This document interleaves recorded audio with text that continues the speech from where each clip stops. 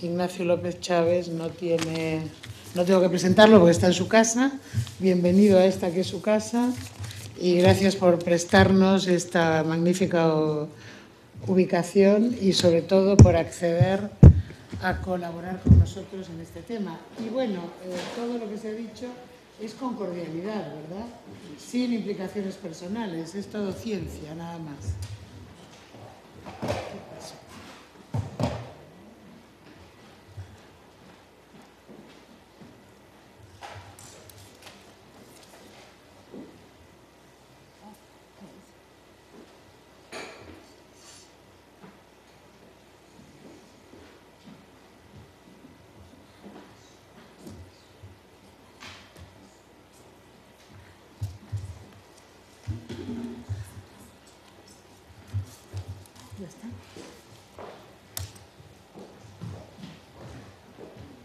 Muy bien, buenas tardes. Yo tenía preparada la intervención, intentaré acortarlo un poco, porque si no nos la vamos a alargar mucho. Quiero agradecer al área de Derecho Financiero y Tributario, pues que, ya lo dije ayer, organizar esta jornada, que me haya invitado, que este debate sobre el tema de la financiación de los puertos, es cierto que nos exigen ser autosuficientes.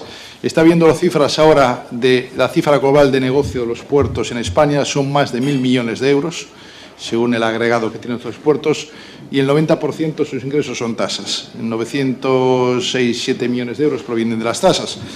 Efectivamente, es una parte muy importante, incluso si dividimos por el concepto de cada una de las tasas, vemos la diferencia de cada uno de los puertos. En general, la tasa de ocupación constituye el 27% de los ingresos por tasas en los puertos españoles, la tasa al buque el 22%, la tasa de la mercancía el 27%, casi el 28%, la tasa de la pesca el 0,66% y la tasa de actividad el 12%. En cambio, en Vigo varía un poco. Tenemos mucha tasa a la pesca, el 9,31%, y en cambio la tasa al buque, porque nuestros buques no son buques graneleros, son buques más pequeños, pues entonces es el 14%. En cambio, Barcelona, que tiene muchísimos ingresos, es uno de los puertos más rentables de España, porque tiene muchísima tasa de ocupación, gracias a toda la operación de las Olimpiadas, originó unos terrenos y después la salida del puerto de esa zona, tiene un 38% de sus ingresos son tasas de ocupación y es el puerto que tiene mayores beneficios, tiene 37 millones de beneficios y en cambio la tasa de la pesca y la tasa de actividad es más baja. En cambio Cartagena, otro puerto que últimamente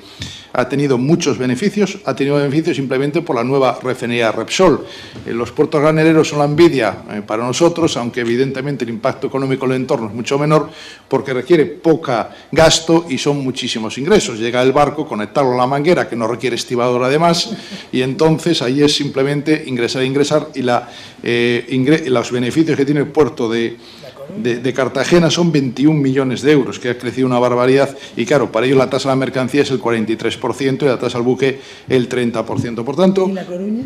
No, La Coruña tendría que ver, tiene cifra de negocio inferior al puerto de Vigo, pero el problema del puerto de Coruña es que tiene los derivados de todos los préstamos y tal, les ha originado unos resultados financieros muy bajos y por eso está en esa situación de pérdida. Pero bueno, yo creo que antes de hablar del tema de lo que es la ampliación del plazo de las concesiones, yo quería simplemente, si puedo, referirme a algunas cosas, lo que decía antes Swan, con el que trabajamos mucho. Desde luego estamos en todos los proyectos juntos para tratar de que en el puerto de Vigo pues tengamos más actividad. Yo no estoy de acuerdo con el fondo de compensación que haya. El fondo de compensación al final son 25 millones de euros. Nos cuesta más la aportación a puertos del Estado que el fondo de compensación. La aportación a puertos del Estado creo que son 30 y tantos millones de euros y el fondo de compensación son 25. Lo curioso del fondo de compensación es que los puertos más beneficiados por el fondo de compensación son algunos de los que tienen no mayores beneficios, pero tienen mucho beneficio. Aquí tenía yo el dato de los puertos que tienen más aportación del fondo de compensación porque interviene el criterio de insularidad y de extraterritorialidad, los puertos de Ceuta, Melilla y las de las islas, Pues claro, Ceuta y Melilla recibe más de 2 millones de euros del Fondo de Compensación, Las Palmas 2 millones, casi 3 millones de euros, Melilla 3 millones y medio, Santa Cruz de Tenerife 7 millones y algo, pero por ejemplo Ceuta tiene más de 2.400.000 euros de beneficio. Sin el Fondo de Compensación tendría beneficio. Las Palmas, que recibe 3 millones del Fondo de Compensación, tiene 8.600.000 euros de beneficio. Por tanto, esa idea de distribución del Fondo de Compensación, yo lo he discutido mucho con el presidente del Puerto de Estado, no existe, porque es una distorsión derivada de la insularidad y de la condición de Ceuta y Melilla. Claro, los puertos en islas tienen una ventaja, es que tiene un tráfico enorme porque no viene nada por otro medio de transporte como no sea avión. Entonces genera mucho movimiento y encima por la condición de insular, encima tiene esta aportación del Fondo de Compensación Extraordinaria que se impone que estamos financiando puertos con menos beneficios a puertos que tienen beneficios enormes. Ya no digo los que tienen mucho beneficio como Barcelona, Cartagena o Valencia, sino los que tenemos menos beneficio, estamos aportando dinero a esos puertos que tienen tanto beneficio. Y nada más, yo, bueno, en alguna cosa la SAGEP efectivamente es como tú comentas, pero en el año 2004-2005 llegamos a tener 80 estibadores. En el año 2009 subimos hasta 130 y tantos. Hubo 50 más. Yo digo, ¿por qué si estábamos en 80 subimos hasta 130? Yo lo que veo es que cuando hay mucho tráfico no importa que haya más estibadores porque bueno, al final total hay mucha actividad, se puede repercutir ese coste de la estiba, pero hace unos meses se amplió a 4 más los estibadores, sé que vosotros no estáis muy de acuerdo, nosotros manifestamos nuestra oposición, se ha subido el 3% el salario, casi el 3% en los 2 próximos años, o sea que por tanto la estiva desde luego, pero también cuenta una cosa que tú comentaste, el coste de escala no es solo la estiva la más importante, está el remolque, el practicaje. El remolque aquí, pues bueno, no es excesivo porque no hace falta muchos remolcadores, están los amarradores, están los prácticos y están las tasas portuarias. Pero las tasas portuarias suponen, dependiendo del tipo de si hace falta remolque o no, del tipo de... Hicimos un cálculo una vez cuando estaba Rubén de jefe de explotación y estábamos entre el 12 y el 8% en el coste de escala las tarifas y tasas portuarias, teniendo en cuenta que el puerto es el que mayor inversión hace, porque, hombre, los remolcadores tienen los barcos, pero nosotros para el Muelle Grande invertimos 60 millones de euros. Y ahora en la rampa Rorró son otros 9 millones de euros. Y aparte de eso, también hay que tener en cuenta que lo que tú comentabas, si aunque sea un poco más clara estiva, si es eficiente y el barco está poco tiempo, el naviero al final el coste es el del barco, tener un día parado es mucho más caro que pagar una estiva. Y lo que estamos viendo en el puerto de Vigo es que está subiendo los GTs de los barcos, pero en cambio la tasa al buque no sube tanto como los GTs, lo cual quiere decir que somos muy eficientes, que el barco está poco tiempo, vienen barcos muy grandes, están menos tiempo y por tanto pagan menos tarifa y por ello para las navieras somos más rentables. Yo después de estas pequeñas... bueno, después hay un comentario, Ignacio creo que decía... Creo que tú que comentabas de la omisión, si había omisión consciente del legislador. Hombre, yo en algún momento fui legislador. En una ley de 320 artículos, pensar que algo que se han equivocado, que fue consciente, yo creo que no fue consciente, que más bien fue un error. Yo, sabiendo cómo se elaboran en las comisiones las leyes, que es compleja, es complicada, que ya viene muchas veces a través del gobierno redactada, a través de tal, y en cantidad de enmiendas y de transacciones que hay, siempre hay algún error. Y yo creo que, no lo sé, pensar que había una omisión consciente es valorar mucho al legislador. Y después, al final, yo creo que al final el derecho es lo que dicen los jueces.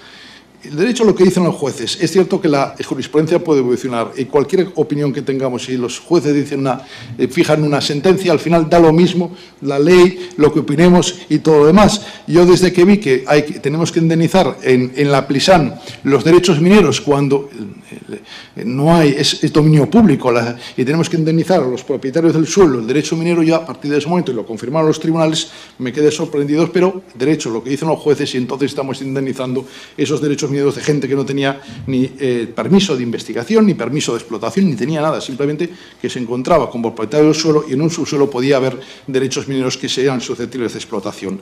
Yo centrándome entonces ya en el tema de las concesiones, que es lo que voy a hablar, y del Fondo de Accesibilidad Terrestre, yo en el tema de las concesiones voy a hablar un poco de lo que es la administración portuaria, el dominio público portuario y después centrarnos en las concesiones, teniendo en cuenta que la administración portuaria, los orígenes de la administración portuaria hay que encontrarlos en la Ilustración y en la época de Carlos III.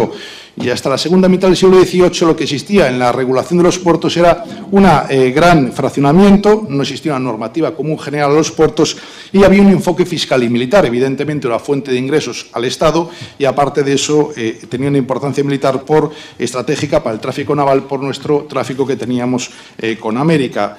El Estado en aquella época centraba casi todas sus funciones en dos, que eran la seguridad interior y la exterior de los Estados, es decir, en dos ministerios o secretarías de Estado que eran justicia y la guerra y, por tanto, los puertos son una fuente importante de ingresos que permitían el funcionamiento de ese escaso aparato estatal. Esto no quiere decir que no fuese objeto de atención por el poder estatal los puertos y, en este sentido, sobre todo como fuentes de financiación. Incluso ya en la Edad Media aparece la regulación o la idea de puerto en las partidas, que dice puertos, dicho lugar encerrado de montañas en la ribera del mar, en donde se cargan y descargan naves y otros navíos. Otro tal sería todo lugar en la que la nave pudiese invernar estando sobre anclas, más los otros lugares que se pueden anclar y no se podría defender de gran tormenta son dichos playas y archipiélagos. La partida, la séptima partida, incluso ya había referencia a los puertos, aunque había una regulación muy fragmentaria. Verdaderamente la regulación de la administración portuaria nace en el siglo XVIII con la Ilustración y a partir sobre todo de la creación del Ministerio de Fomento y en todas sus ramas administrativas las obras públicas. La administración tributaria, sobre todo, tiene una titularidad de un bien que son los bienes de dominio público portuario. Pueden ser también titulares de bienes patrimoniales, pero estos bienes, sobre todo, tienen el objetivo de la prestación del servicio que tienen los puertos. Estos bienes de dominio público, como todos los demás, pueden ser de uso público o son los que están destinados al uso público, al servicio público, o están afectos al fomento de la riqueza nacional, como dice el Código Civil en el artículo 339. También tenemos bienes patrimoniales, el puerto tiene bienes patrimoniales incluso ahora, pero son la exclusión de lo que no son bienes de dominio público. La ocupación, también hay que tener en cuenta que del dominio público portuario es uno de los aspectos más importantes del régimen jurídico de los puertos españoles. Por un lado, la amplitud de la zona portuaria, amplitud que por superficie es mucha, pero desde luego por la demanda algunas veces es insuficiente. La variedad de los mismos bienes que integran este dominio público portuario, pues podemos ver que hay zonas terrestres, hay lámina de agua, hay zonas de acceso general y libre a todos los ciudadanos, zonas de acceso restringido, incluso zonas de acceso limitada. Por tanto, en esta zona de servicio del puerto pues existen los usos tradicionales, las formas tradicionales de ocupación del dominio público, que es el uso común, general o especial, o el uso privativo. También hay que tener en cuenta que la utilización es distinta según el momento y el lugar de ocupación. En particular, cuando llega a la ría de Vigo ya está ocupando dominio público la mina de agua, cuando atraca en un muelle está ocupando el dominio público en el muelle, cuando deposita mercancía también lo hace. Es decir, está ocupando superficies de tierra y agua, pero en algunos casos no se necesita ningún título especial, ningún título formal y basta con la simple autorización. En cambio, cuando esa ocupación requiere la reserva de ese bien, entonces tendríamos que acudir a las concesiones o autorizaciones. La concesión es una figura eminentemente administrativa y, por tanto, va a determinar bastante cuál va a ser el régimen jurídico de su utilización. La fuente la define como un título jurídico mediante el cual la Administración otorga a un particular un derecho consistente en usar y aprovechar de forma excluyente bienes de dominio público en beneficio de la actividad del particular o de la colectividad. En la concesión, lo que otorga, por tanto, es un uso privativo de un bien de dominio público que puede generar un uso excluyente o no, a decisión del concesionario, y que puede nacer un derecho nuevo que hasta el momento no tenía. Desde luego, concesiones son muy variadas, porque el objeto de la concesión también es muy heterogéneo, desde la zona marítimo-terrestre, la lámina, el dominio público portuario, las minas, las aguas. Y aunque se dice que estas concesiones, como todo el derecho administrativo, es hijo de la Revolución Francesa, la concesión de bienes públicos ya podemos encontrarlos en épocas anteriores, incluso en el derecho romano. No hay nada como ver el derecho romano para ver muchas veces la evolución de instituciones jurídicas. Los famosos concesiones de los beneficios militares que otorgaban solar público, es decir, aquellas tierras de conquista que pertenecían al pueblo romano y que se otorgaban a cambio de una contraprestación, de un canon o vectigal, y que suponía, por un lado, una fuente de ingresos para ingresos públicos y, por otro lado, un reconocimiento de titularidad. Por tanto, vemos que la diferencia con lo que existe ahora no hay mucha novedad. Incluso Ulpiano decía que uno de los vectigalia que más obtenían o ingresos le daba al pueblo romano eran las minas de Cartagonova, que hablaban de que trabajaban 40.000 obreros y que reportaban al pueblo romano 25.000 dracmas diarios. Incluso se hablaba de la existencia de vectigales sobre los puertos en la época romana. En la Edad Media se cambia el concepto, también es una época de conquista, se ocupa nuevos territorios y es el rey que otorga esa regalía sobre ese territorio a cambio de pago de una cantidad y el reconocimiento de la titularidad por parte del rey. Pero no voy a hablar aquí de esa teoría general de las concesiones, me voy a referir a las concesiones portuarias, que desde luego no se separa mucho la teoría general de la concesión, pero que sí que tienen especialidades por el objeto sobre el que recaen. Hay que tener en cuenta que la primera idea que preside la gestión del dominio público es la de fomentar la iniciativa privada en la explotación, financiación y construcción de las instalaciones portuarias. Hay que tener en cuenta una idea del puerto. Los puertos somos instrumentos económicos en la logística global de un país. El objeto nuestro es ese paso de la mercancía vía marítima, vía terrestre, y somos, por lo tanto, somos instrumentos en esa función. Y aunque originariamente también eran fuentes de recaudación importantes, decían que, no sé si Felipe II, Carlos V, el puerto de Amberes era uno de los mayores ingresos de la corona que tenían, hoy una cosa es aduanas, otra cosa son las autoridades portuarias, que los ingresos necesitamos para mantener nuestra utilización y explotación y nuevas obras dentro de la zona portuaria. En la legislación portuaria, los puertos son unidades económicas y prestadores de servicio, un instrumento clave en la logística intermodal, y así la exposición de motivos del Real Decreto 2/2011 que regula o que recoge y aprueba el texto refundido de la Ley de Puertos del Estado afirma o pone el acento en que los factores y criterios de rentabilidad y eficiencia en la explotación del dominio público portuario, y para ello, dice la exposición de motivos, se introducen novedosos elementos de la gestión del dominio público para conseguir un completo desarrollo del modelo concesional en beneficio de la máxima rentabilización socioeconómica de ese dominio. Yo creo que el dominio público portuario ha nacido para ser concesionado. Es una idea de que el dominio público portuario habrá zonas públicas, pero una tendencia, y se ha producido o se pone de manifiesto en la última legislación, de tender a la concesión de esos dominio público con criterio de rentabilidad y eficiencia. Evidentemente, es un instrumento importante al servicio de la economía y el tráfico comercial y un instrumento de financiación del puerto. Y así hay que tener en cuenta que, y aquí ha salido varias veces, nos exige ser autosuficientes. Las inversiones portuarias en mar son enormemente costosas. El nuevo muelle de la Arenal han sido 60 millones de euros. No sé cuánto vamos a rentabilizar con las tasas al buque y la tasa a la mercancía ese muelle.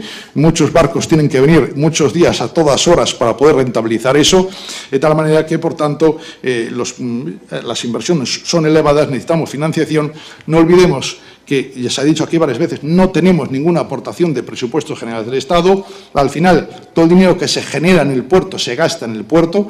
En lo que generan los operadores portuarios a través de las tasas o de las tarifas, otros ingresos que excepcionalmente nos producen pues algunas incorporaciones patrimoniales, se gastan y se invierten en zona portuaria, insisto, en inversiones costosísimas. La nueva rampa Rorró, que hemos sacado de licitación entre la rampa móvil y los Duques de Alba, van a ser casi 10 millones de euros. Es una inversión muy elevada para simplemente el atraque, un sexto atraque que vamos a tener en la terminal de Bouzas para la autopista del mar, que el otro día cuando salían aquí los 30.000 vehículos de Renault, 30.000 vehículos de Renault de ingresos al puerto van a suponer aproximadamente 60.000 euros. Vienen 30.000 vehículos cuyo coste, lo estuve calculando ahora, puede ser económico de 400, no sé, 4.500, 400, no la cantidad que salía, hay que multiplicar cada vehículo por 12.000 o 13.000 o 14.000 euros, el puerto, el ingreso que supone la llegada de esos 30.000 vehículos, ya que la línea ya existía, tanto la tasa al buque se cobra igual, pues la tasa a la mercancía serán sobre 60.000 euros el ingreso que va a tener como consecuencia de mover esas 30.000 vehículos y con el valor industrial que tiene estos vehículos.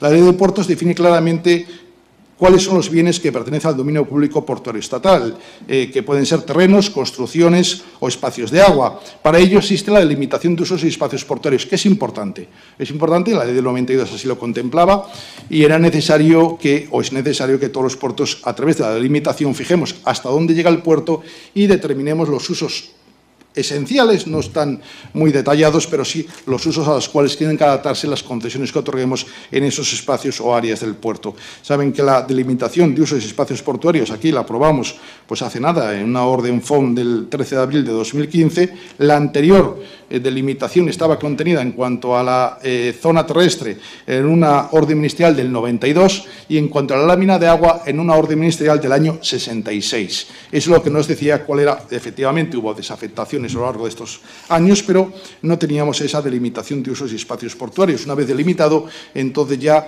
podemos pues, iniciar todos los trámites necesarios, incluso para modificar el plan especial del puerto de acuerdo con lo que pide la legislación portuaria.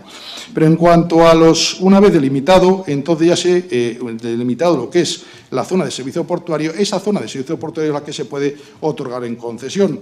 Concesión que evidentemente son aquellas utilización del espacio dominio público portuario con obras e instalaciones no desmontables por usos o plazo superior a 3 años. De menos de 3 años son las autorizaciones, las concesiones son de más de 3 años. Las concesiones se pueden otorgar o bien de forma directa, se pueden otorgar o bien a solicitud de interesado o por concurso convocado por la autoridad portuaria. Existen, sin embargo, excepciones de otorgamiento directo de las concesiones, que el titular sea una administración pública, aunque muchas veces se otorga a través de convenio y no a través de concesión, que fuera declarado un desierto un concurso anterior o vía de resultado fallido, que la superficie sea inferior a 2.500 metros cuadrados. En esos casos la concesión se puede otorgar directamente. Existen casos en los cuales obligatoriamente es necesario el concurso, cuando son prestación de servicios portuarios abiertos al uso general, concesión de terminal de pasajeros, concesiones de dársenas o instalaciones náutico-deportivas, excepto que el que la vaya a utilizar sea un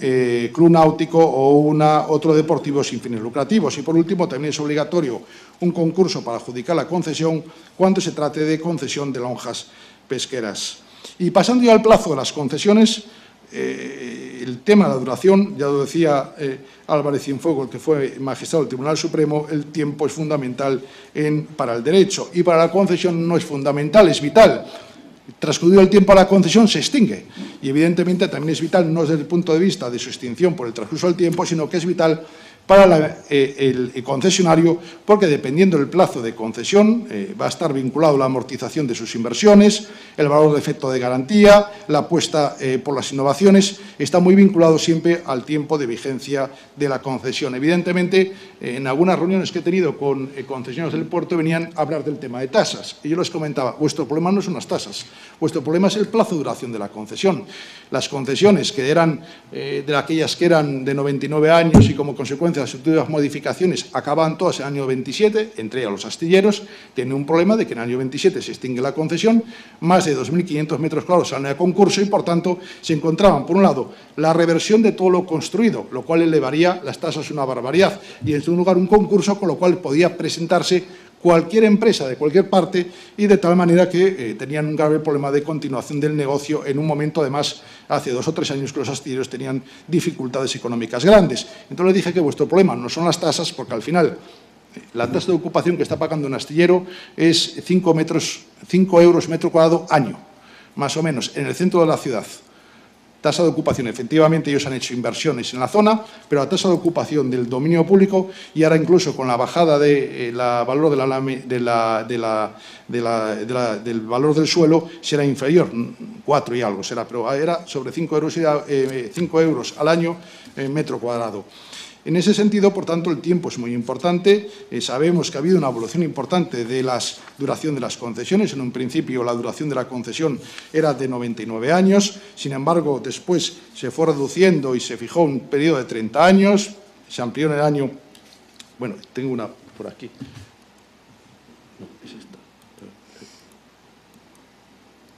No funciona esto. No está loca. Siguiente. ¿Cómo tengo la siguiente? Esta es la siguiente. Ahí. Bueno, vamos a pasar. Esto es el puerto de Vigo. Son 2 imágenes pero esto es lo que tenía que haber puesto antes. Esto es la ampliación del plazo de las concesiones. Antes de la ley del año 92, 99 años, era lo que se establecía además como carácter general en la legislación de duración de las concesiones. La Ley General de Obras Públicas ya hablaba en el año 1877 que el plazo de las concesiones era 99, salvo que la legislación otorgase un plazo mayor. Este plazo se mantuvo en la Ley de Patrimonio del Estado del 64, la Ley de Puertos del Estado de Marina Mercante lo redujo en el año 92, lo redujo a 30 años y en el año 97 se amplió a 35 años. En el año 2014 hay esta modificación del Real Decreto Legislativo del 8 del 2014 en el cual amplía el plazo de las concesiones hasta 50 años. Vemos, por tanto, una evolución de los plazos, un plazo muy largo en las etapas iniciales, finales del siglo XIX, principios del siglo XX, una reducción importante en el año 92, pero radical en el año 32, había concesiones que tenían esos 99 bien reducida su tiempo de duración a 30 años, una ampliación de 5 años y ahora una nueva ampliación hasta 50 años. La tendencia general, y así también ha sido en la Ley de Costas, es la ampliación del plazo de las concesiones, obedece, y así lo dice claramente la exposición de motivos de la ley.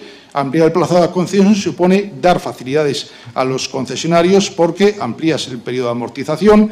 Además, en un momento de dificultad económica, permitía alargar esa situación y ese proceso para garantizar la reversión de la inversión que se había hecho. Suponía equipararse un poco al plazo de duración de las concesiones en el resto de los países europeos y, en este sentido, pues se planteó ese aumento de plazo de 50 años. Pero, aparte de este aumento de plazo de 50 años, también se establecía la posibilidad de, ese es el plazo máximo, 50 años, evidentemente no todas las concesiones llegan a 50 años, pero sí se contemplan prórrogas cuando que no podrá ser mayor de la mitad del plazo inicial y nunca superior a 50 años. Bien se contemple la prórroga en la propia concesión, si no se contempla en la concesión había que tener una inversión relevante de más del 20% y, por último, también hay que tener en cuenta que la propia ley contempla plazos extraordinarios de incremento de prórroga extraordinaria que pueden superar los 50 años hasta los 75, siempre que sean de interés estratégico o relevante para el puerto.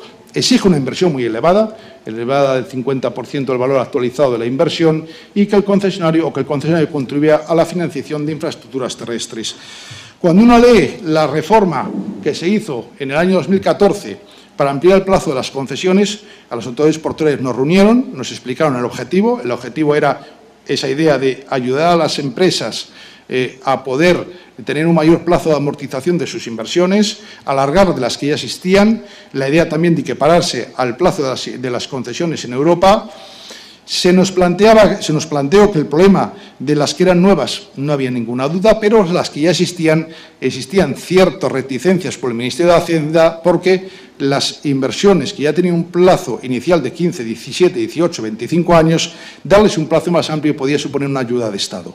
Para evitar ese alargamiento y la consideración de un trato de favor respecto al que ahora se le exige mayor inversión para obtener ese mismo plazo, se fijaban esos 3 criterios de necesidad para la ampliación de las concesiones, que yo creo que tengo en la siguiente, que eran o una nueva inversión, una contribución económica a la financiación de las infraestructuras de conexión o una reducción de al menos el 20% de las tarifas máximas. En aquel momento también se habló de una cuarta opción. La cuarta opción era un incremento de tasas, es decir, al lado de estas 3 había la posibilidad de que el concesionario optase por un incremento de las tasas de ocupación para poder garantizar ese aumento del plazo de las concesiones.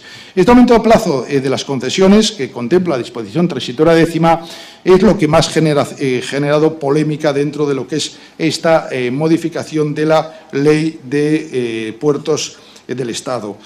Esta ampliación era un cambio muy importante y que afectaba a muchas concesiones, exigía un procedimiento que no tenía claro en la ley. Puertos del Estado elaboró alguna disposición para tratar de explicar cómo tenía que funcionar esta ampliación. Tenía que examinarse el valor de la concesión actual y el incremento del valor de la concesión como consecuencia del aumento del plazo.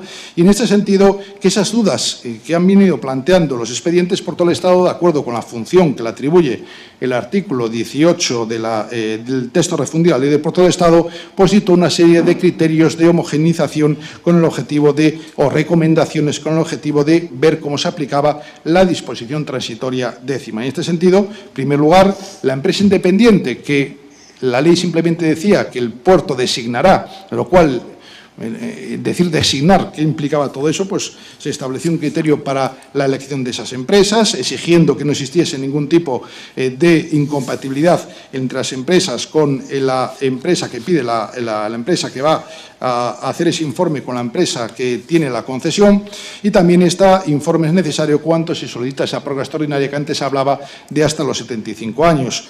En los trámites, pues evidentemente habrá que presentar la solicitud del interesado. El plazo acaba el lunes. Hoy hemos tenido 20 solicitudes de ampliación de plazo.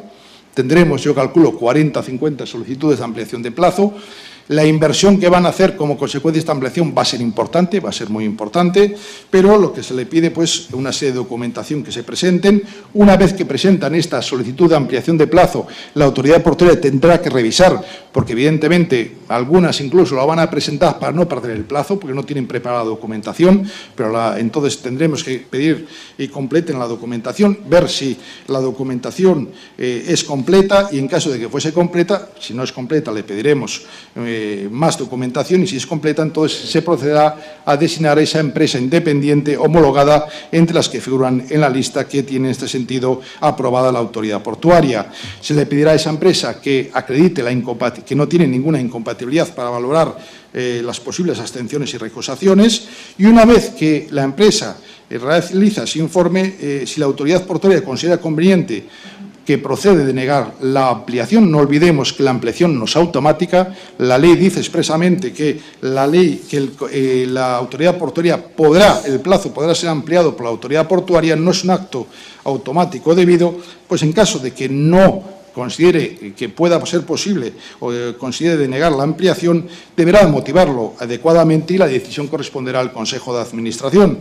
Si la autoridad portuaria considera procedente otorgar la ampliación, se deberá proceder a determinar las condiciones concretas, un nuevo sometimiento o un proyecto de sometimiento al interesado, y toda esa documentación habrá que remitirla a Puerto del Estado para recabar su preceptivo informe. Puerto del Estado, al final, en este proceso, tiene que emitir un informe preceptivo, es un control que quiere hacer Puerto del Estado.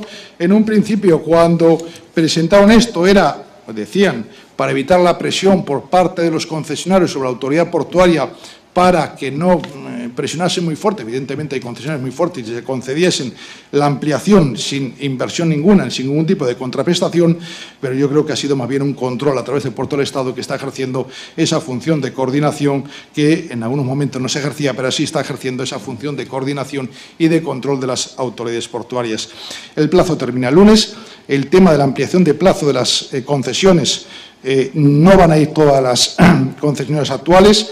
Han hecho cuentas algunos, los que tienen la instalación ya es propiedad de la autoridad portuaria, muchos de ellos no le compensan.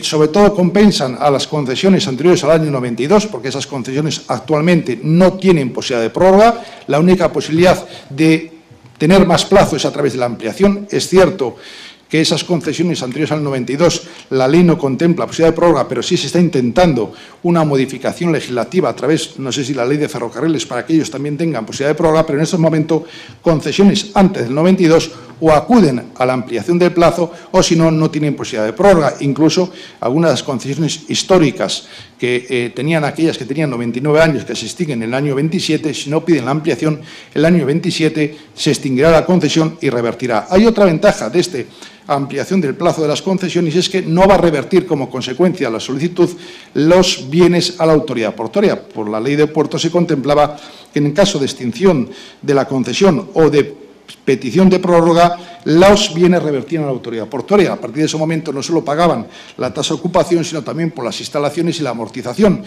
Es cierto que se disparaban mucho las tasas portuarias cuando había reversión.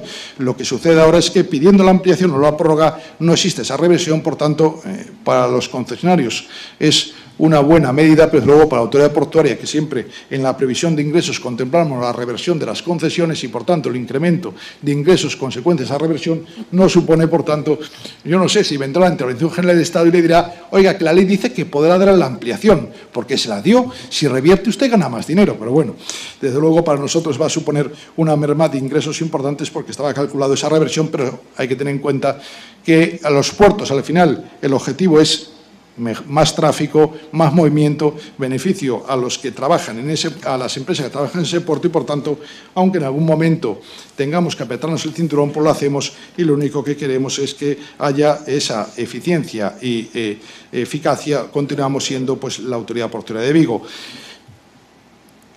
Perdón, yo estoy dando un nuevo fondo de accesibilidad terrestre portuaria. Este segundo punto, que en esto hay muy poco. El Fondo de Accesibilidad se crea por el Real Decreto Ley del año de 4 de julio de 2014.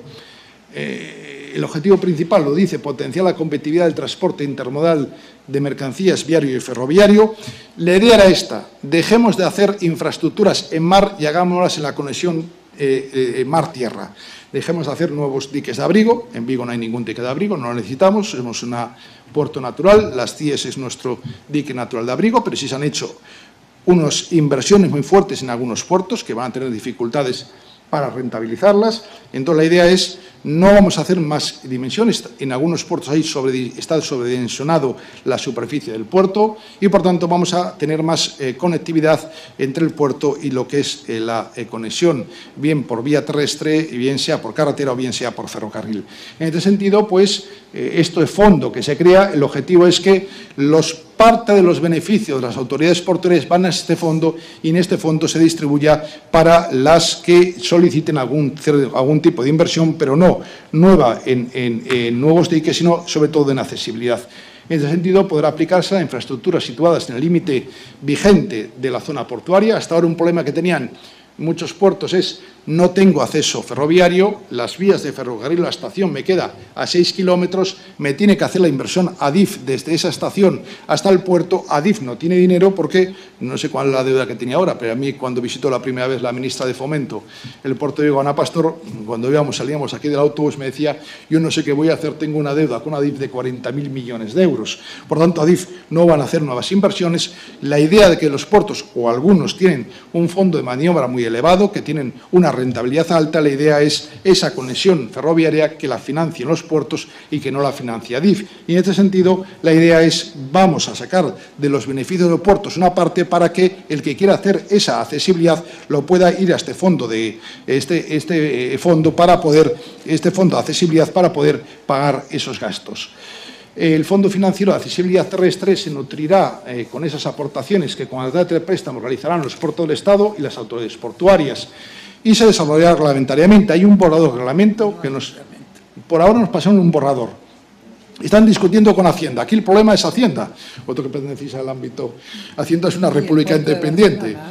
El puerto de Barcelona planteaba, no, con él ya hay consenso, ya hay algún tipo de consenso, porque el problema era, ¿qué aporta? Claro, porque lo que se va a establecer es que no va a aportar al fondo el puerto que invierta en el propio puerto. Es decir, si yo hago la inversión de accesibilidad en mi puerto, entonces esa aportación no la tengo que hacer, porque lo que le iba a aportar al fondo lo estoy gastando en mi propio puerto. O sea que nada, y entonces, los que son deficitarios se quedan como estaban. No, los que tienen muchos beneficios y que no necesitan hacer inversiones de accesibilidad, lo van a poner en el fondo. Se le va a retribuir esa cantidad y después el que necesita va a pedir a ese fondo y va a tener que retribuirlo. Va a ser como un préstamo, vamos a convertirnos en una caja. La idea es que el fondo de compensación, donde los autoridades portuarias distribuimos el fondo, sea también el fondo de accesibilidad. El reglamento no lo han pasado. Nosotros presentamos muchas alegaciones, no sé qué es adelante, pero desde luego va a ser entre ese 20, 25 y 50. El puerto de Barcelona no está de acuerdo con estas cantidades, dos puertos que tenían muchos beneficios, es una parte importante, pero sí, claro, ese dinero lo vas a invertir. Lo que pasa en el fondo, con el fondo de accesibilidad, es que Puerto del Estado va a limitar las capacidades o la libertad, la libre elección de los puertos en la inversión de sus nuevas inversiones. Es decir, un puerto que tenga muchos beneficios en estos momentos, pues podría decir, voy a hacer una terminal de contenedores, claro, y la hacía. Claro. Claro, aquí el 50%, entre el 25 y el 50, lo tiene que gastar ya en accesibilidad, de tal manera que solo podía gastar ni a terminar el 50%. El problema era que las cantidades, podíamos verlo, los puertos, sobre todo graneleros, tienen unos enormes beneficios. Esos enormes beneficios, tener pues un fondo de maniobra de 150 millones de euros, como tiene algún puerto, pues algunas veces ser con unos fondos muy grandes, pues te obligan a hacer inversiones que algunas veces no necesitas, y de esta manera Puerto de Estado quiere controlar el gasto de esos beneficios que tienen, la inversión de esos beneficios que tiene cada uno de esos puertos. Se va a aportar una parte del beneficio descontando estas cantidades. Evidentemente van a ser pocos los puertos o algunos puertos que van a hacerlo, pero van a poder evitar tener que darlo al fondo si lo invierten en su propio puerto. También hay que tener en cuenta que esa cantidad pues la puedes retener todavía al puerto según está previsto en el reglamento mientras no te la pidan. Es decir, aunque lo retienes y lo guardas y lo tienes pues sin poder gastar, pero no sale del puerto hasta que el momento en que te lo soliciten. Yo me imagino, por un lado, los puertos van a bajar los beneficios y por otro lado van a hacer inversiones todos en accesibilidad para no tener que prestar al puerto de al lado, que además es mi competidor, para que le haga accesibilidad. Hubo controversia, efectivamente hubo mucha controversia. Barcelona y Algeciras critican porque, claro, en Barcelona 38 millones de euros, al fondo de accesibilidad aportaría, si era el 50%, 18 millones de euros cada año. Algeciras tiene 21 millones de euros de beneficio, pues aportaría pues esos 11 millones de euros. También lo cierto es, el día que nos presentaron estas borrador, no era todavía el Real Decreto, nos explicaron, nos reunió la ministra, a todos los presidentes de autoridades portuarias, y nos dijo qué iba a pasar con los plazos, la ampliación, y qué iba a pasar con el fondo de accesibilidad. Hubo algunas preguntas sobre el tema de la estiba, por algunos puertos importantes. Yo protesté por la bajada de tasas, evidentemente protesté, y después salió Valencia, que me apoyó, y salió después, bueno, y después cuando salió el fondo de accesibilidad, nadie dijo nada.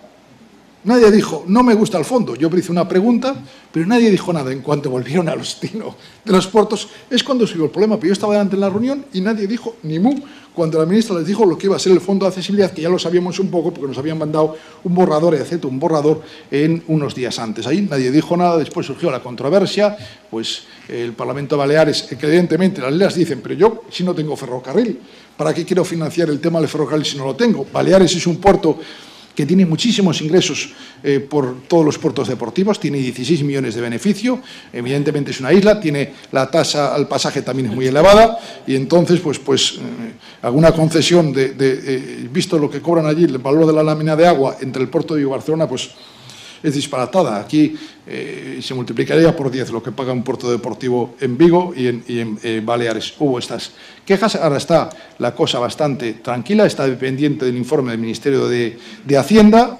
No sé cuándo aprobarán el reglamento del Fondo de Accesibilidad. A mí no me gusta porque parece que vamos a ser un banco y vamos a estar en el Consejo de Administración de un banco, pero bueno, al final va a quedar que el que tenga beneficios lo va a poder invertir en su puerto y, por tanto, no va a tener que aportar al fondo de accesibilidad. Y además, ¿está previsto alguna inversión? No, aquí nosotros no tenemos que aportar al fondo de accesibilidad porque los beneficios descontados, todas las cantidades que no se incluyen como beneficio, no tenemos que aportar. No, en ese sentido, cuando se habla de los puertos y su rentabilidad, claro, es que es muy complicado eso. Los puertos graneleros tienen una rentabilidad enorme. En el año 60 y tantos en Vigo se planteó poner la refinería que hoy está en Coruña. Cuando al final se puso en Coruña, el Ayuntamiento de Vigo felicitó al Ayuntamiento de Coruña por llevarse la refinería. Tener la refinería aquí, evidentemente, hubiera sido, y es un riesgo medioambiental, pero supondrían, lo que supone para Coruña, 9 millones de toneladas, nosotros movemos 4, ingresos enormes. Entonces, claro, y con costes muy reducidos. Los puertos ganaderos tienen grandes beneficios, pero la repercusión en el entorno económico, en el entorno territorial, es mucho más reducido. Yo por eso, y antes Juan hablaba de que cuando los puertos nos comparamos, normalmente nos vemos por las toneladas.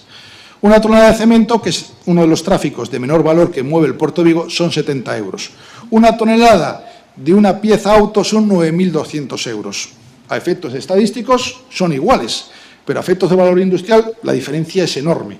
Una tonelada de granito bruto vale 7 veces menos de lo que vale una tonelada de granito elaborado. Y aparte hay un proceso de elaboración detrás de él y una industria que interviene en ese proceso de elaboración. Para el puerto del Estado las toneladas son iguales y, por tanto, un puerto que moviese 1000 toneladas de cemento y uno que moviese 100 toneladas de piezas auto, estaría primero siempre el de cemento y sería siempre el último el de piezas auto. Y en ese sentido la estadística portuaria yo creo que es un poco decimonónica, exclusivamente se mueven toneladas. Es cierto que las toneladas son importantes para saber la superficie que necesitas de almacenamiento, la capacidad, por tanto, de los muelles, las grúas que necesitas, todas esas cosas. Pero si no completas con el valor industrial, queda un poco cojo. Porque si nosotros lo estamos haciendo, nosotros el Puerto de Vigo en el año 2013, que Citroën bajó un poco su producción y, por tanto, repercutió casi 500 millones de euros en el valor industrial de las mercancías embarcadas y embarcadas fue superior a 11.400 millones de euros. Y además se pueden ver en las estadísticas del comercio exterior de España, se puede saber cuánto exporta por vía marítima toda Galicia. Y nosotros sabemos cuánto exporta Vigo por vía marítima. Y el 70% de las exportaciones de Galicia marítimas salen por el puerto de Vigo. El otro 30% sale por los otros 4 puertos de interés general. Y evidentemente, pues salvo Marín y Villagarcía, que mueven menos toneladas que nosotros, Coruña y Ferrol mueven muchísimas más. Pero a pesar de que mueven muchísimas más, en la exportación, el peso en las exportaciones es infinitamente inferior. Y eso, 70%, si no contamos unos automóviles, no sé, porque al final el despacho aduanero lo puedes hacer en otra comunidad autónoma, porque hay como 1.100 millones que nosotros tenemos como producto gallego, pero que no se despachan en Galicia. Si no, llegaríamos al 87% de las exportaciones de Galicia marítimas salen por el puerto de Vigo. Por tanto, yo lo del valor industrial es muy importante. Si ponemos la estadística de toneladas y ponemos otra de valor industrial, hombre, yo creo que todo el norte de España, salvo Bilbao, bueno, los automóviles, no sé, Bilbao que mueve muchas toneladas, seríamos el primer puerto y desde luego pues superando a otros muchos puertos, ya incluso Algeciras, porque Algeciras tiene mucho transbordo, pero tiene importación y exportación, hombre, mueve más toneladas que el puerto de Vigo, porque contenedores hay más de importación y exportación, pero no tiene automóviles. Probablemente el valor industrial de importación y exportación moviésemos más que el puerto de Algeciras. Bueno, no me extiendo más, ¿no? Y por último, el puerto de Vigo, algunos datos básicos del puerto. Esto es una imagen de lo que es la ría de Vigo. Somos un puerto natural, una bahía natural, no tenemos diques de abrigo, tenemos 14.000 hectáreas de agua abrigada, 22 kilómetros de línea de costa portuaria, 3 millones de metros cuadrados de zona terrestre portuaria, este es el dominio público, mucho del concesionario, no todo, y en 5 municipios. Esto es la parte central del puerto, es desde Bouzas hasta Guisar, las distintas terminales, la terminal Rorró de Bouzas, las muelles de reparaciones naval. La terminal de Bouzas, por ejemplo, la inmensa mayoría de ella, de su superficie, no está dada en concesión. Está dada en concesión la parte de zona franca, la zona de las naves. Tenemos toda la zona de astilleros en la parte de Colla, el puerto pesquero, la terminal de cruceros donde estamos nosotros, el puerto del náutico, la terminal polivalente y, por último, la terminal de contenedores. Y además tenemos conexión ferroviaria, evidentemente, con la terminal que tiene ahí Renfe. Efectivamente, ojalá mejorase Renfe, porque es curioso, España exporta más en avión que en tren. Exporta más en avión que en tren, en valor industrial. Yo no lo mido en toneladas, porque ya las toneladas, nadie mide las exportaciones por toneladas, solo los puertos. Movemos más, exportamos más por avión que por tren, o sea que ahí algo falla. Es un puerto especializado en mercancía general. Somos el puerto de España en proporción al tráfico que más mercancía general mueve. Más del 90% de nuestro tráfico es mercancía general, no granel, limpia, de alto valor añadido. Además, el 87% es en contenedor.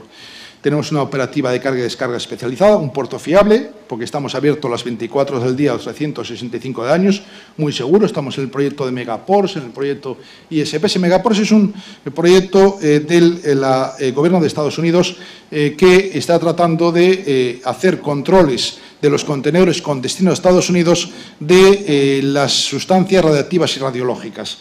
Para ello ha elegido, no sé si 150 puertos de contenedores en el mundo, y para ello les instala un portal espectrométrico por el cual pasa el contenedor y detecta si tiene algún producto radiactivo. Efectivamente hay radiactividad natural, la produce el granito, lo producen los plátanos, pero es para hacer un control antes de que el contenedor llegue a los Estados Unidos. Los plátanos producen algo de radiactividad.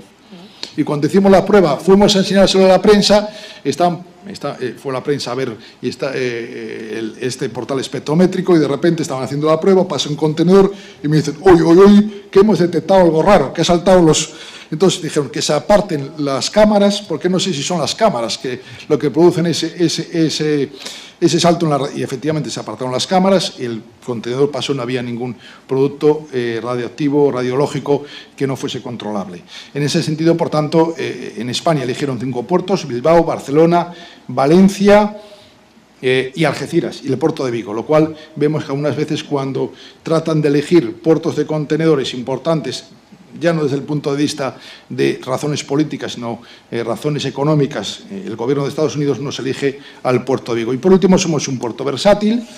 Aquí son las toneladas. Toneladas son 4 millones. Coruña solo con la terminal, la refinería son 8 millones. Pero claro, lo importante es lo de abajo, los 11.000, bueno, de arriba también es importante, pero los 11.485 millones de euros que movemos. Y mercancía general, el 80% de mercancía general... No lo han hecho el cálculo. No han hecho el cálculo. No, ningún puerto de España que lo hace somos nosotros. Creo que Marín alguna vez hizo el cálculo y Villagarcía hizo el cálculo, no sé si dan 4. No sé. ¿No habían hecho alguien sabe? Habían hecho Marín y Villagarcía, ¿no? Y salían 400 millones de euros, algo así. Algo así, 400. Cerca de 1.000 Marín. Yo estoy insistiendo al Puerto del Estado para que hagan, porque es muy fácil hacer esta estimación, incluso algún departamento de estadística, algún profesor de estadística catedrático le dijo, oye, tienes que trabajar en este tema de calcularlo en valor industrial, porque es muy importante porque, insisto, veríamos, hay un dato que es significativo, las exportaciones vía marítima de Galicia, el 70% salen del Puerto de Vigo en valor. A lo mejor en peso no, pero en valor sí, lo cual significa que el otro 30% salen por los demás puertos porque son más toneladas, pero tienen menos valor. Evidentemente nosotros es por el automóvil la pesca congelada, que es lo que mayor valor industrial añade a todo el tráfico que tenemos. Estos son datos básicos, el 40% de exportaciones y el 22% de exportaciones de Galicia pasan por el puerto de Vigo. Somos el primero en tráfico de pesca fresca, primero en tráfico de granitos, segundo en tráfico de vehículos nuevos, estos en España, el cuarto en tráfico de contenedores import-export sin transbordo, quinto en pasajeros de cruceros peninsular y el octavo en tráfico de contenedores, esto incluyendo el transbordo. Y esto es el ejemplo de la evolución de ingresos en el tráfico de vehículos. Aquí vemos un esquema de la situación del puerto en el tráfico total de vehículos nuevos en España, en Europa, pero la siguiente es una evolución de las tasas a la mercancía al vehículo nuevo que cobra el puerto de Vigo. Y abajo lo vemos. Año 92. Un vehículo de 1.200 kilos, que era hasta ahora el vehículo normal, que pasase por el puerto de Vigo, tasa a la mercancía, pagaba 15,82 euros en el año 92. En el año 2014 paga 1,77 euros. Había un descuento del 95% a la tasa de mercancía en los automóviles nuevos. Se bajaron importante las tasas, se aplicó el régimen simplificado y pasa 1,77 cada automóvil tasa de la mercancía. Incluso más, si vehículos de 1.800 kilogramos, que, por ejemplo, los Toyota que traemos, estaban 23 euros en la tasa que pagaba, tasa de la mercancía, la T3 en el año 92 y en el año 2014 1,77. A ver qué administración. En los últimos 25 años ha bajado el 95% sus tributos. Ha sido la bajada que hemos tenido y esto es el cálculo que se hace de lo que ingresamos el puerto por automóvil que entra en el puerto de Vigo. Yo no sé si esto era importación o exportación, porque tenemos aquí importación. Yo no sé si es importación o exportación, pero la bajada ha sido, el año pasado incluso, una bajada a los de 1.800 porque ANFAC presionó mucho y entonces pues equiparon a los automóviles de 1.200 kilogramos.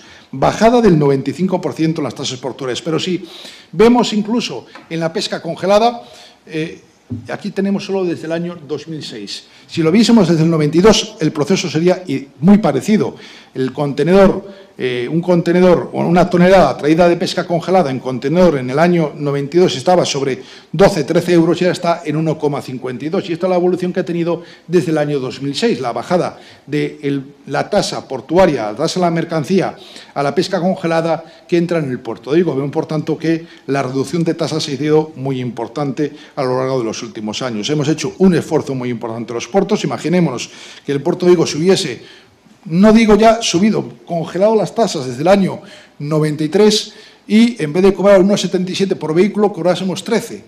Pues nos sobraría el dinero, nos saldría por las orejas, porque desde luego la bajada ha sido brutal. Y desde luego algún artículo tengo que hablar con ANFAC, es decir, cuando hablan de los costes logísticos, que los puertos no hemos hecho un esfuerzo impresionante en los costes logísticos de lo que significa la logística del automóvil. Porque aquí también yo quiero señalar que aquí se habló antes de los costes portuarios, de lo que supone, y eso lo dijo muy bien Joan, los costes de escala.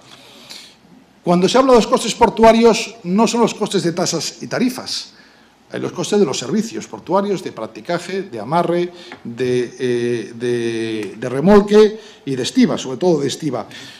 Yo, alguna vez me gustaría saber una tonelada que entra en el puerto de Vigo y una tonelada cuando llega a su destino, el precio que ha tenido desde que entra en el puerto de Vigo hasta que llega a su destino, para saber lo que la repercusión que en esa tonelada ha tenido el coste portuario. Alguna vez hablando con logística de Citroën, me hablan de que la logística de Citroën de colocar un vehículo fabricado aquí en Vigo en su destino son 600 euros. Es lo que me comenta, que cuesta 600 euros. Y le dije, pues al puerto nosotros haremos 3 euros. Somos 3 euros y la inversión que hace el puerto es la mayor que hace de cualquiera de los operadores que intervienen en esa logística. Por tanto, yo creo que al final, para reducir los costes, los puertos estamos rebajando las tasas. Lo hemos bajado el año pasado la tasa de mercancía al 5%, la tasa del buque al 5%, la tasa de ocupación el 8,5%. Este año hemos vuelto a bajar las tasas de ocupación, pero hay que bajar la tasa de los otros operadores portuarios. Pero teniendo en cuenta que no solo es bajar las tasas, hay que ganar eficiencia. Un barco que se quede un día más en el puerto supone reventar todos los precios de todas las tasas y todos los costes que hay. Porque el barco lo decía, 15.000, 16.000, 18.000. Iniciamos ahora una línea con México, con Hoek Autoliners, que es una naviera muy importante en Noruega, y para ellos decían que los costes de estiba no eran muy caros, que en Vigo no eran muy caros. Cuando vio encima que solo usaban un remolcador en vez de 2, dijo, ya me he ahorrado 7.000 euros. Y entonces, pero decía que el problema para ellos es la menor tiempo de estancia en el buque, en el puerto. Cuando menos tiempo esté el barco en el puerto, más gana el naviero. Y por eso yo creo que, aparte de las tasas, que hay que ser, pues hacer reducciones, hay que ser buscar las tasas más adecuadas, hay que ganar eficiencia. El naviero, cuando gana con el barco, es cuando está navegando, no cuando está en el puerto. Y si conseguimos, y lo decía ahora al principio, cuando vemos que suben los GTs en Vigo, pero la tasa al buque no sube en proporción a los GTs, es que el barco cada vez está menos tiempo, es decir, que el puerto cada vez es más rentable. Y el problema de la estiba es cuando quede un barco por 20 coches, cuando venga un barco por un tramo de eólico y tiene que estar un fin de semana, que eso supone reventar la cuenta de escala para el naviero de manera impresionante. Por eso yo lo que defiendo es no solo hay que buscar el coste y la rebaja de tasas, sino sobre todo la eficiencia. Con eficiencia ganaríamos competitividad. Y yo creo que estamos en una buena posición. Estoy viendo que en los últimos meses han crecido los tráficos portuarios, las naves están bastante llenas. Yo no sé si Joan, que dice que no hace falta más ampliaciones, pues no lo sé. Yo creo que no. En estos momentos, claro, llega un barco con aluminio de 10.000 toneladas, el aluminio no sale de 10.000 toneladas a la vez, hace falta varias semanas y como venga el día a la semana siguiente, al mes, otro barco con 10.000 toneladas, a ver dónde las colocamos. Pero desde luego estamos viendo que hay un incremento del tráfico portuario, estamos creciendo en mercancía general más de un 6,5%. En la ampliación que requiere esas inversiones van a concurrir bastantes empresas, es decir, que tienen pulmón para poder hacer esa inversión o que piensan que la inversión les va a compensar, que piden aumento de plazo porque aunque tienen que invertir les va a compensar con los futuros negocios que puedan hacer. Y de luego esto nosotros daremos todas facilidades en tema de ampliación. Creemos que es importante que las empresas tengan seguridad, que puedan alargar el periodo de amortización y sobre todo, como dije a aquellos que vinieron a hablar conmigo de las tasas, un problema vuestro no son las tasas, sino la duración del plazo de la concesión. Yo creo que mejor es tener una duración más larga, porque las tasas, como decía, los astilleros pagan 5 euros metro cuadrado año de tasas al puerto en la situación actual. Nada más y muchas gracias y perdón que